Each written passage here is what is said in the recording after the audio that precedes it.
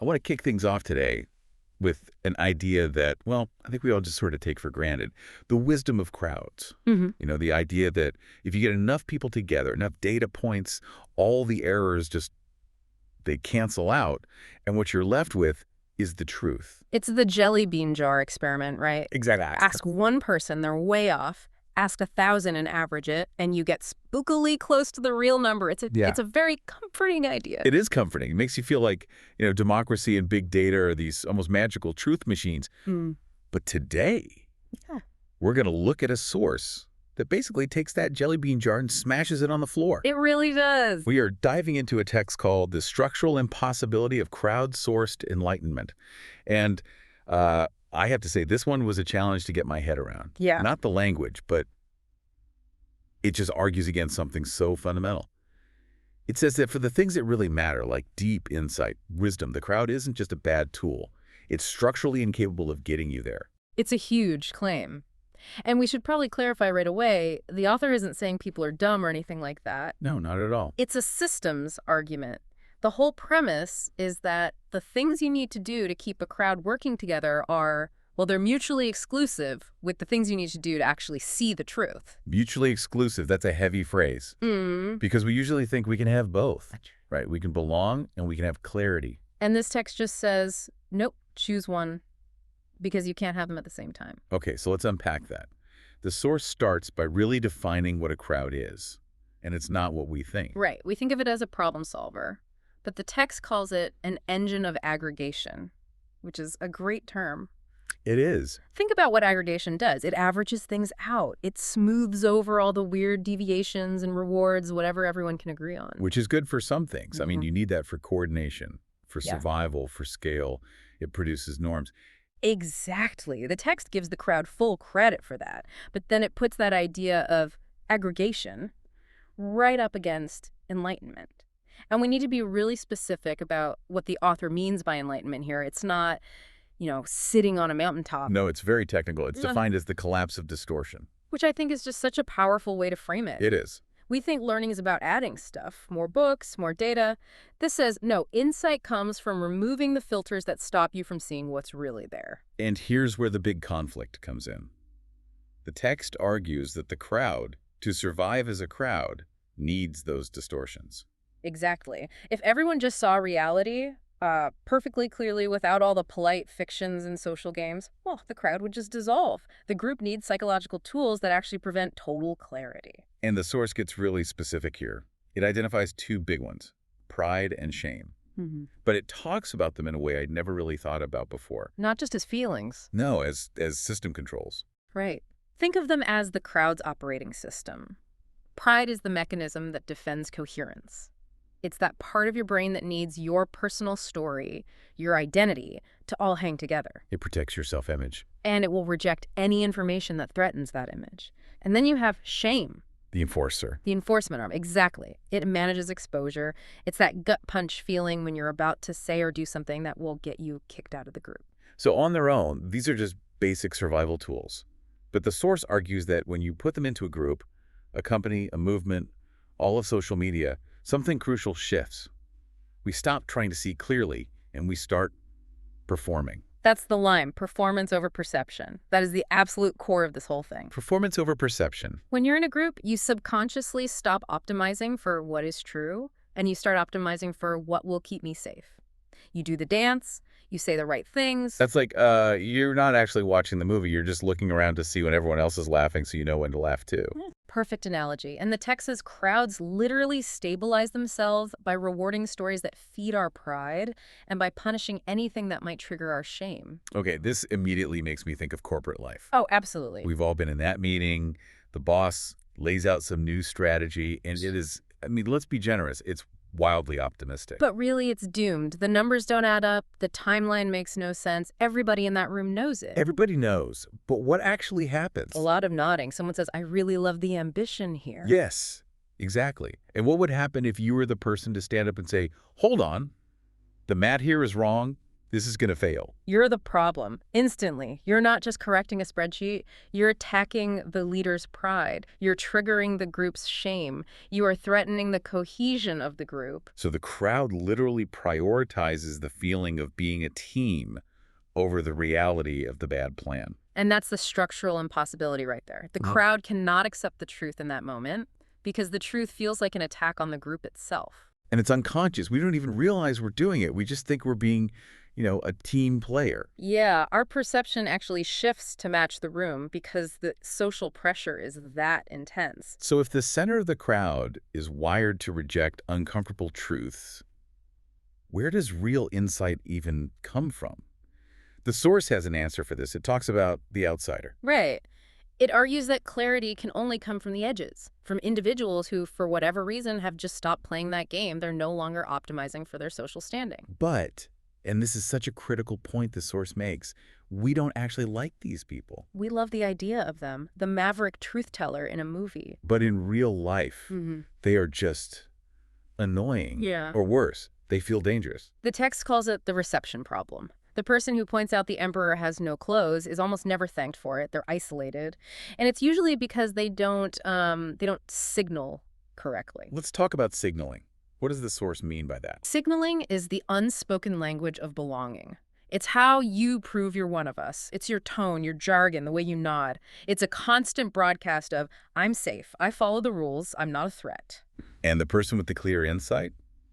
They often just skip all that. Yes. They speak from orientation, not consensus. They just say the thing, the numbers are wrong. They don't wrap it in 10 layers of, now I want to honor everyone's hard work, but perhaps we could gently explore. And because they skip the social ritual, the crowd reads it as hostile. We perceive their lack of performance as aggression. The source uses this incredible image, the unlaughing man. Oh, that was haunting. Yeah. Picture you're at a dinner party, the host tells a joke, but maybe it's a bit cruel, or it's based on a convenient lie everyone there has agreed to believe, and everybody laughs. It's the social glue. You laugh to keep things moving. But one guy just sits there stone-faced. He's not judging, not scowling. He just doesn't participate in the lie. And immediately he's the enemy. The whole room turns on him without a word being said. Because by not performing, he reveals that everyone else is performing.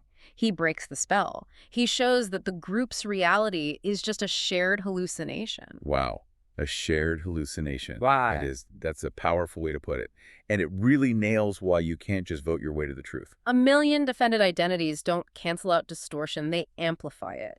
You're just building a bigger, stronger fortress of consensus that's even harder for reality to break into. Okay, this brings us to the part of the text that I found, honestly, the most disturbing, where it applies all of this to artificial intelligence. Yeah, this is where it stops being an interesting theory and becomes a really urgent problem. Because what are we doing right now? We're building these huge AI models. And how do we train them? We feed them the internet. We feed them the crowd, the biggest, loudest, messiest crowd in human history. It's a perfect record of all our pride, all our shame, all our performances. So if the source is right, the AI isn't just learning facts about the world. It's learning the structure of our social biases. It's inheriting our need to perform. The text says it learns to mimic what is safe. It learns what kind of language sounds acceptable, which positions cause the least amount of friction. It becomes the ultimate people pleaser. I've seen this. You ask a chatbot a really thorny question, and what do you get back? This incredibly balanced, well, on the one hand, but on the other hand, kind of answer. The source calls that false balance. And it's not a bug. It's a feature of being trained on the crowd. The AI is acting like that good employee in the meeting. It's nodding along. It prioritizes the appearance of being reasonable over the actual messy truth. And there's another term it used, premature resolution. Yes. That's the tendency to just smooth over any conflict as fast as possible. Humans do it to avoid shame. The AI does it because it's statistically predicting that the right answer is the one that reduces tension. So, we think we're building an oracle, but maybe we're just building a very sophisticated mirror. A very high-resolution mirror that reflects our consensus back at us, just with better grammar. And the danger is that we mistake that smoothness for wisdom. We think, because it sounds so confident and polite, it must be right. But according to this text, the AI can't ever be enlightened. Not if it's built on averaging things out. The source is brutal on this point. It says, enlightenment appears when distortion is removed, not when it is averaged. A billion distorted opinions don't average out to the truth. They average out to a very standardized, very convincing distortion. That paints a pretty bleak picture. It feels like we're building all these tools for connection and data processing, but we might be structurally moving away from insight. If we rely only on the crowd, yes. So what's the alternative? If we can't get wisdom from the crowd, and we can't get it from the AI trained on the crowd, how does wisdom actually get passed on? The text offers another model. It contrasts crowdsourcing with what it calls lineage. Lineage. That Uh-huh. sounds old-fashioned, almost like something from a kung fu movie. It is ancient, but the definition is very practical. It's transmission without performance. Transmission without performance. Okay, break that down for me. Think about a parent and a child, or a master chef and an apprentice.